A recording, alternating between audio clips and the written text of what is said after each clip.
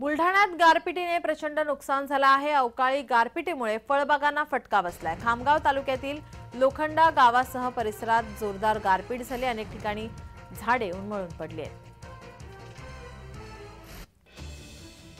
बुलढाण्यात गारपिटीने प्रचंड नुकसान झालंय। शेतीचं नुकसान झालेलं आहे। शेतकरी आता हतबल झालाय।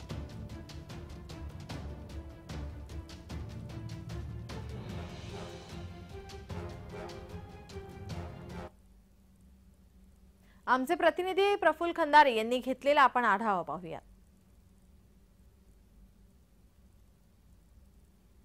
बुलढाणा जिल्ह्यात काल आलेल्या अवकाळी पावसाने अक्षरशः शेतकऱ्यांचं कंबरड मोडलं आहे। खामगाव तालुक्यातील लोखंडा, हिवरखेड, गणेशपूर या भागात अक्षरशः शेतीचं प्रचंड नुकसान झालं आहे।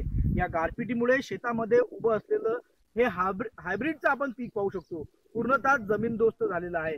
शेतकऱ्यांनी मोठ्या मेहनतीनं हायब्रिडचं पीक या शेतामध्ये घेतलं होतं आणि कुठेतरी या हायब्रिड मधून शेतकऱ्यांना 2 पैसे मिळतील अशी अपेक्षा होती। मात्र काल अस्मानी संकटामुळे शेतकऱ्यांचं संपूर्ण नुकसान करत होत्याचं नव्हतं झालेलं आहे। मोठ्या प्रमाणावर काल गारपीट देखील झालेली आहे आणि या गारपिटीमुळे शेतीसह घरांची देखील मोठ्या प्रमाणावर पडझड झाली आहे। फळबागांचं नुकसान झालं आहे, जनावरे देखील दगावली आहेत। त्यामुळे या प्रचंड नुकसानाला आता शेतकऱ्यांनी सामोरं जायचं कसं हा मोठा प्रश्न शेतकऱ्यांसमोर पडलाय। प्रशासकीय अधिकारी सकाळीच शेतकऱ्यांच्या बांधावर पोहोचून संपूर्ण नुकसानीचे पंचनामे करत खरे आहेत, मात्र या पंचनाम्यातून शेतकऱ्यांच्या हाती नेमकं काय लागेल असा देखील प्रश्न जो आहे शेतकऱ्यांकडून विचारला जातोय। गेल्या काळात झालेल्या अवकाळी पावसाच्या फटक्यामुळे नुकसानीचे जे आहे पंचनामे झाले होते, शेतकऱ्यांना मात्र पाहिजे तशी मदत अद्यापपर्यंत त्या नुकसानीची मिळालेली नाही आहे। त्यामुळे या झालेल्या नुकसानीतून नेमकं प्रशासन शेतकऱ्यांच्या पदरी काय पाडेल याचा देखील प्रश्न शेतकऱ्यांना पडलाय। त्यामुळे पंचनामे तंतोतंत करावे आणि वास्तविक पंचनाम्यांच्या आधारावर